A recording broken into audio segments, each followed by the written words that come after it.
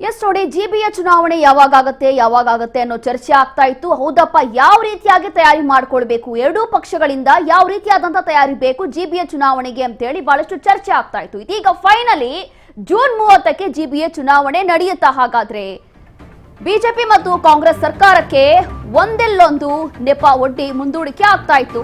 GB ಆದ ನಂತರ ವಾರ್ಡ್ಗಳ ಸಂಖ್ಯೆ ಕೂಡ ಫಿಕ್ಸ್ ಆಯಿತು. ಇತ್ತೀಚೆಗಷ್ಟೇ ಮೀಸಲಾತಿ ಪಟ್ಟಿಯೂ ಕೂಡ ಪ್ರಕಟ ಆಯಿತು. ಆದರೆ ಮೀಸಲಾತಿ ಪಟ್ಟಿಯಲ್ಲಿ ಲೋಪದೋಷ ಇತ್ತು. ಈ ಲೋಪದೋಷವನ್ನ ಸರಿಪಡಿಸಬೇಕು ಅಂತ ಹೇಳಿ ಫೆಬ್ರವರಿ 28ಕ್ಕೆ ಗಡುವನ್ನ ಕೊಟ್ಟಿದ್ರು.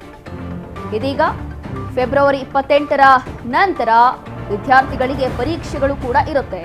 ವಿದ್ಯಾರ್ಥಿಗಳಿಗೆ ಯಾವುದೇ ತೊಂದರೆ ಆಗದಂತೆ ಕ್ರಮವನ್ನ ತೆಗೆದುಕೊಳ್ಬೇಕು. ಅದಾದ ನಂತರ ಸಮಯ ಅವಕಾಶವೂ ಕೂಡ ಕೇಳದಂತೆ ರಾಜ್ಯ ಚುನಾವಣೆ ಆಯೋಗಕ್ಕೆ ಇದೀಗ ವಾರ್ನಿಂಗ್ ಕೊಟ್ಟಿದ್ದಾರೆ.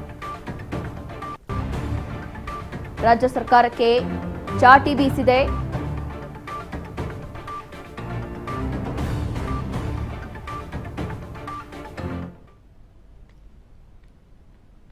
ಜೂನ್ 30ಕ್ಕೆ ಇದೀಗ ಜಿಬಿಎ ಚುನಾವಣೆ ಆಗಬೇಕು ಅಂತ ಹೇಳಿ ಸೂಚನೆ ಸಿಕ್ಕಿರುವಂಥದ್ದು. ಅದರಲ್ಲೂ ಕೂಡ ಚುನಾವಣಾ ಆಯೋಗಕ್ಕೆ ಇದೀಗ ಒಂದು ಎಚ್ಚರಿಕೆ, ಒಂದು ಡೆಡ್ಲೈನ್. ಈಗ ಈ ದಿನದಲ್ಲಿ ಅಥವಾ ಈ ತಿಂಗಳಷ್ಟರಲ್ಲಿ ಆ ಒಂದು ಡೇಟ್ ಒಳಗೆ ಜಿಬಿಯ ಚುನಾವಣೆ ಆಗ್ಬಿಡ್ಬೇಕು ಅಂತ ಹೇಳಿ. ಇನ್ನೇನು ಬೇರೆ ರೀಸನ್ ಹೇಳೋ ಹಾಗಿಲ್ಲ. ಇಷ್ಟು ದಿನ ಮುಂದೂಡಿಕೆ ಆಗಿದೆ. ಯಾವ ಟೈಮಲ್ಲಿ ಬೇಕಾದರೂ ಜಿಬಿಯ ಚುನಾವಣೆ ಆಗಬಹುದು ಅನ್ನೋಂಥ ಚರ್ಚೆ ಆಗ್ತಾ ಇತ್ತು. ಒಂದು ಕಡೆ ಲೋಕಲ್ ಬಾಡಿ ಎಲೆಕ್ಷನ್, ಮತ್ತೊಂದು ಕಡೆ ಜಿಬಿಯ ಚುನಾವಣೆ ಯಾವಾಗತ್ತೆ, ಅದಕ್ಕೆ ಬೇಕಾಗಿರುವಂತಹ ತಯಾರಿ ಹೇಗಿರುತ್ತೆ. ಡಿಸಿಎಂ ಡಿಕೆ ಶಿವಕುಮಾರ್ ಮಾತ್ರ ಜಿಬಿಯ ಚುನಾವಣೆ ವಿಚಾರಕ್ಕೆ ಸಂಬಂಧಪಟ್ಟಂತೆ ಈಗಾಗಲೇ ಬಹಳಷ್ಟು ಆಕ್ಟಿವ್ ಇದ್ದಾರೆ, ಅಲರ್ಟ್ ಕೂಡ ಇದ್ದಾರೆ. ಹಾಗಾಗಿ ಇದೀಗ ಒಂದು ಕಡೆ ಎಕ್ಸಾಮ್ಸ್ ಇರುತ್ತೆ ಫೆಬ್ರವರಿ 28ರ ನಂತರ. ಆದರೂ ಕೂಡ ವಿದ್ಯಾರ್ಥಿಗಳಿಗೂ ತೊಂದರೆ ಆಗಬಾರ್ದು, ಯಾವುದಕ್ಕೂ ಕೂಡ ತೊಂದರೆ ಆಗಬಾರ್ದು. ಆ ರೀತಿ ಮತ್ತೆ ಸಮಯ ಅವಕಾಶವೂ ಕೂಡ ನೀವು ಕೇಳಬಾರ್ದು ಅಂತ ಹೇಳಿ ಇದೀಗ ರಾಜ್ಯ ಚುನಾವಣಾ ಆಯೋಗಕ್ಕೆ, ರಾಜ್ಯ ಸರ್ಕಾರಕ್ಕೆ ಸುಪ್ರೀಂ ಕೋರ್ಟ್ ಈಗ ಒಂದು ವಾರ್ನಿಂಗ್ ಕೊಟ್ಟಿದೆ, ಒಂದು ಡೆಡ್ಲೈನ್ ಟೈಮ್ ಅನ್ನ ಕೊಟ್ಬಿಟ್ಟಿದೆ. ಲೋಪದೋಷ ಸರಿಪಡಿಸಲು ಫೆಬ್ರವರಿ 28ಕ್ಕೆ ಗಡುವನ್ನ ಕೊಟ್ಟಿದ್ರು. ಇದೀಗ ಒಂದು ಡೇಟ್ ಅನ್ನ ಫಿಕ್ಸ್ ಮಾಡಿಕೊಂಡಿದ್ದಾರೆ. ಜೂನ್ 30ಕ್ಕೆ ಜಿಬಿಎ ಚುನಾವಣೆ ಆಗುತ್ತೆ ಅನ್ನೋ ಚರ್ಚೆ ಆಗ್ತಾ ಇತ್ತು. ಇದೀಗ ಬಿಜೆಪಿ ಮತ್ತು ಕಾಂಗ್ರೆಸ್ ಸರ್ಕಾರಕ್ಕೆ ಏನಾದ್ರೂ ಒಂದು ನೆಪ ಹೇಳಿ, ಏನಾದ್ರೂ ಒಂದು ರೀಸನ್ಸ್ಗಳನ್ನ ಹೇಳಿ ಇದೆಲ್ಲವೂ ಕೂಡ ಮುಂದೂಡಿಕೆ ಆಗ್ತಾ ಇತ್ತು ಇಷ್ಟು ದಿನ. ಇದೀಗ ಜಿಬಿ ಆದ ನಂತರ ವಾರ್ಡ್ಗಳ ಸಂಖ್ಯೆಯೂ ಕೂಡ ಫಿಕ್ಸ್ ಆಯಿತು. ಇತ್ತೀಚೆಗಷ್ಟೇ ಮೀಸಲಾತಿ ಪಟ್ಟಿಯೂ ಕೂಡ ಪ್ರಕಟ ಆಗಿತ್ತು. ಆದರೆ ಮೀಸಲಾತಿ ಪಟ್ಟಿಯಲ್ಲಿ ಏನೋ ಲೋಪದೋಷ ಇದೆ, ಏನೋ ಸಮಸ್ಯೆ ಇದೆ, ಅದು ಕೂಡ ಸರಿಪಡಿಸಲಿಕ್ಕೆ ಸ್ವಲ್ಪ ಟೈಮ್ ಬೇಕು ಅಂತ ಹೇಳಿ ಅವಾಗ ಫೆಬ್ರವರಿ 28ಕ್ಕೆ ಗಡುವನ್ನ ಕೊಟ್ಟಿದ್ರು. ಹಾಗಾಗಿ ಇದೀಗ ಈ ಒಂದು ಫೆಬ್ರವರಿ 28 ನಂತರ ಎಕ್ಸಾಮ್ಸ್ ಕೂಡ ಆರಂಭ ಆಗುತ್ತೆ. ಎಕ್ಸಾಮ್ಸ್ ಆದ ನಂತರ ಇದೆಲ್ಲವೂ ಕೂಡ ನಡಿಬೇಕು ಅಂತ ಹೇಳಿ ಇದೀಗ ಸುಪ್ರೀಂ ಕೋರ್ಟ್ ಹೇಳಿರುವಂತದ್ದು. ಇದೇ ವಿಚಾರಕ್ಕೆ ಸಂಬಂಧಪಟ್ಟಂತೆ ಮತ್ತಷ್ಟು ಮಾಹಿತಿಯನ್ನ ಕೊಡ್ತಾರೆ ನಮ್ಮ ಪ್ರತಿನಿಧಿ ಬಸವರಾಜ್ ಹೂಗಾರ್. ಡೆಸ್ಕ್ ನಿಂದ ಲೈವ್ ಅಲ್ಲಿ ಜಾಯ್ನ್ ಆಗ್ತಿದ್ದಾರೆ. ಬಸವರಾಜ್, ನೋಡ್ತಾ ಇದ್ದೀವಿ ಫೈನಲಿ ಜಿಬಿಎ ಎಲೆಕ್ಷನ್ಗೆ ಮುಹೂರ್ತ ಫಿಕ್ಸ್ ಆಯಿತು. ಫೈನಲಿ ಎಲೆಕ್ಷನ್ ನಡೆಯುತ್ತೆ ಅನ್ನುವಂಥದ್ದು ಗೊತ್ತಾಗ್ತಾ ಇದೆ. ಅದರಲ್ಲೂ ಕೂಡ ಒಂದು ಡೆಡ್ ಲೈನ್, ಹೌದು ಈ ಒಂದು ಟೈಮ್ ಅಲ್ಲಿ ಮುಗಿದು ಬಿಡಬೇಕು ಅಂತ ಹೇಳಿ ಇದೀಗ ಸುಪ್ರೀಂ ಕೋರ್ಟ್ ಆರ್ಡರ್ ಅನ್ನ ಕೊಟ್ಟಿರುವಂತದ್ದು. ಇನ್ನೇನು ಯಾವುದ ನೆಪ ಹೇಳೋ ಹಾಗಿಲ್ಲ ಅಥವಾ ರೀಸನ್ ಹೇಳೋ ಹಾಗಿಲ್ಲ, ಏನೂ ಇಲ್ಲ. ಹಾಗಾಗಿ ಒಂದು ಕಡೆ ಲೋಕಲ್ ಬಾಡಿ ಎಲೆಕ್ಷನ್ಗೆ ಎಲ್ಲಾ ರೀತಿಯಾದಂತಹ ತಯಾರಿಗಳನ್ನ, ಅದು ರಾಷ್ಟ್ರೀಯ ಪಕ್ಷನೇ ಇರಲಿ ಅಥವಾ ಪ್ರಾದೇಶಿಕ ಪಕ್ಷನೇ ಇರಲಿ, ಎಲ್ಲವೂ ಕೂಡ ತಯಾರಿ ಮಾಡ್ಕೊಳ್ತಿದ್ದಾರೆ. ಲೋಕಲ್ ಬಾಡಿ ಎಲೆಕ್ಷನ್ಗೆ ಗಮನ ಕೊಡ್ತಾ ಇದ್ದಂತಹ ನಮ್ಮ ನಾಯಕರು ಇದೇ ಸಂದರ್ಭದಲ್ಲಿ ಇದೀಗ ಇಂತಹ ಒಂದು ಆರ್ಡರ್ ಬರೋದಕ್ಕೆ ಎಲ್ಲೋ ಒಂದು ರೀತಿಯಾಗಿ ಶಾಕ್ ಅಂತ ಹೇಳ್ಬೋದು, ಅಥವಾ ಯಾವ ರೀತಿಯಾಗಿ ತಯಾರಿ ಮಾಡ್ಕೊಳ್ಬಹುದು ಈಗ?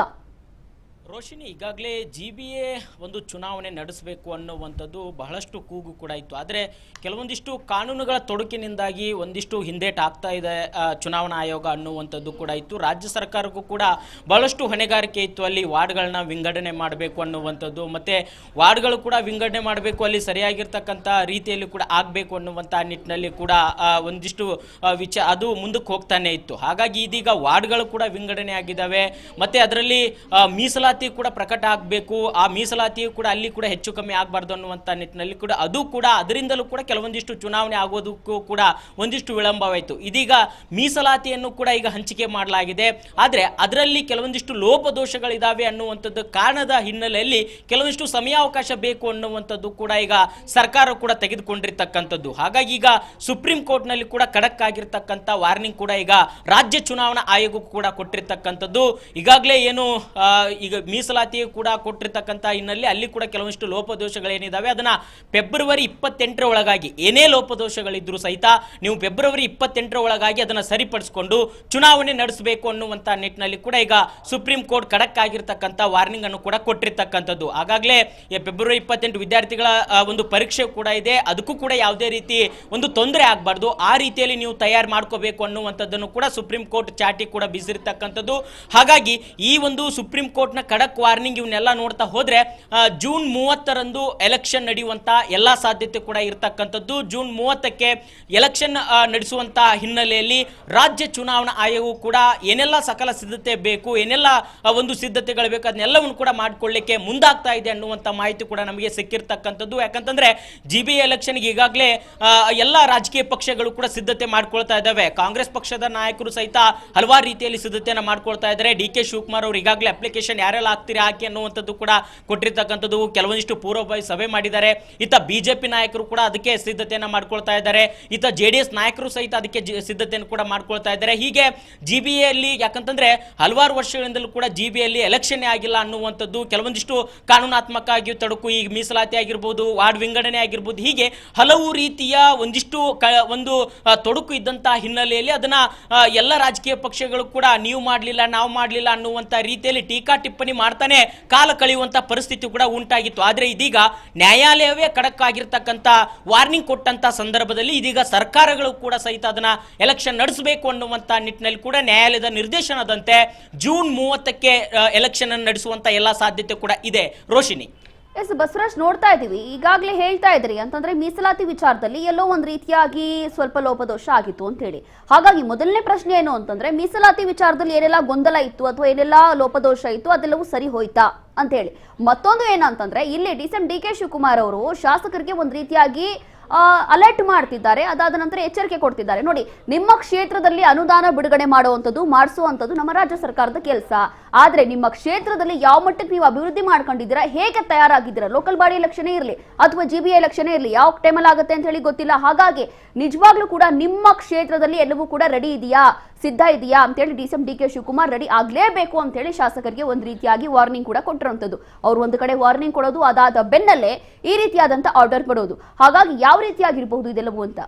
ರೋಶಿನಿ, ಒಂದ್ ಕಡೆ GBA ಎಲೆಕ್ಷನ್ ನಡೆಸಬೇಕು ಅನ್ನುವಂಥದ್ದು ಯಾವಾಗ ಕಾಂಗ್ರೆಸ್ ಸರ್ಕಾರ ರಚನೆ ಆಯಿತು, ರಚನೆ ಆದ ಸಂದರ್ಭದಲ್ಲೂ ಕೂಡ ಒಂದಿಷ್ಟು ಕಾರ್ಯಕರ್ತರಾಗಿರ್ಬೋದು, ಕೆಲವೊಂದಿಷ್ಟು ನಾಯಕರು ಕೂಡ ಸರ್ಕಾರದ ಮೇಲೆ ಒತ್ತಡವನ್ನು ಕೂಡ ಹೇರ್ತಾ ಇದ್ರು. ಹಿಂದೆ BJP ಸರ್ಕಾರ ಇರುವಂಥ ಸಂದರ್ಭದಲ್ಲೂ ಕೂಡ ಎಲೆಕ್ಷನ್ ಮಾಡಬೇಕು, GBA ಎಲೆಕ್ಷನ್ ಮಾಡಬೇಕು ಅನ್ನುವಂಥ ನಿಟ್ಟಿನಲ್ಲಿ ಕೂಡ ಸಾಕಷ್ಟು ಒತ್ತಡ ಇದ್ರೂ ಸಹಿತ ಅದು ಕೆಲವೊಂದಿಷ್ಟು ತೊಡಕುಗಳಿಂದ ಆಗಿರಲಿಲ್ಲ.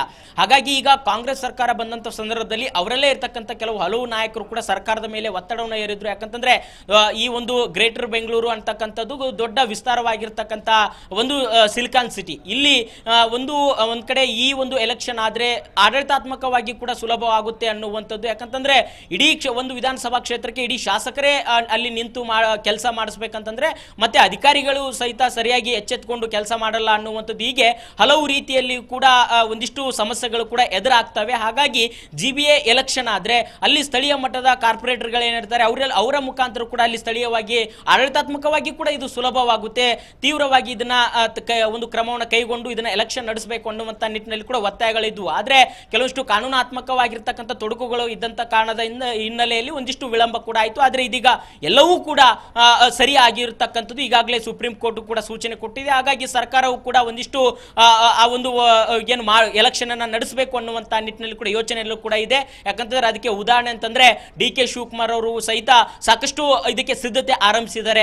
ಕಾರ್ಯಕರ್ತರಿಗೂ ಕೂಡ ಹೇಳಿದ್ದಾರೆ, ಪಕ್ಷದ ಮುಖಂಡರಿಗೆ ಹೇಳಿದ್ದಾರೆ, ಮತ್ತೆ ಶಾಸಕರಿಗೂ ಕೂಡ ಹೇಳಿದ್ದಾರೆ, ನೀವು ನಿಮ್ಮ ಸ್ಥಳೀಯ ಏನು ವಿಧಾನಸಭಾ ಕ್ಷೇತ್ರಗಳಿದಾವೆ ಅಲ್ಲೆಲ್ಲವೂ ಕೂಡ ಏನೆಲ್ಲ ಸರ್ಕಾರದ ಕಾರ್ಯಕ್ರಮಗಳಿದಾವೆ ಮತ್ತೆ ನೀವೇನು ಸಿದ್ಧತೆ ಮಾಡ್ಕೊಂಡಿದ್ದೀರಿ, ಪಕ್ಷ ಸಂಘಟನೆ ಆಗಬೇಕು, GBA ವ್ಯಾಪ್ತಿಯಲ್ಲಿ ಕಾಂಗ್ರೆಸ್ ಪಕ್ಷದ ಅಭ್ಯರ್ಥಿಗಳೇ ಗೆಲ್ಲಬೇಕು ಅನ್ನುವಂತ ನಿಟ್ಟಿನಲ್ಲಿ ಸಕಲ ಸಿದ್ಧತೆ ಮಾಡ್ಕೊಳ್ಳಿ ಅನ್ನುವಂತ ಸೂಚನೆಯನ್ನು ಕೂಡ ಕೊಟ್ಟಿದ್ದಾರೆ. ಈಗಾಗಲೇ ಕೆಲವಷ್ಟು ಏನು ಈಗಾಗಲೇ ಅಭ್ಯರ್ಥಿಗಳು ಕೂಡ ಅಪ್ಲಿಕೇಶನ್ ಕೂಡ ತೆಗೆದುಕೊಳ್ಳಲಿಕ್ಕೆ ಮುಂದಾಗ್ತಾ ಇದ್ದಾರೆ. ಹೀಗೆ ಹಲವು ರೀತಿಯ ಒಂದಿಷ್ಟು ಸರ್ಕಾರವು ಕೂಡ ಸಿದ್ಧತೆ ಆಗಿದೆ, ಅದರಂತೆ ನ್ಯಾಯಾಲಯ ಕೂಡ ಸೂಚನೆ ಕೊಟ್ಟಿದೆ. ಹಾಗಾಗಿ GBA ಎಲೆಕ್ಷನ್ ಅತಿ ಶೀಘ್ರದಲ್ಲೇ ಆಗುವಂತ ಎಲ್ಲ ಸಾಧ್ಯತೆ ಕೂಡ ಕಂಡು ಬರ್ತಾ ಇದ್ದಾವೆ. Roshini. Yes, thank you Basavaraj ನಿಮ್ಮೆಲ್ಲ ಮಾಹಿತಿಗಾಗಿ.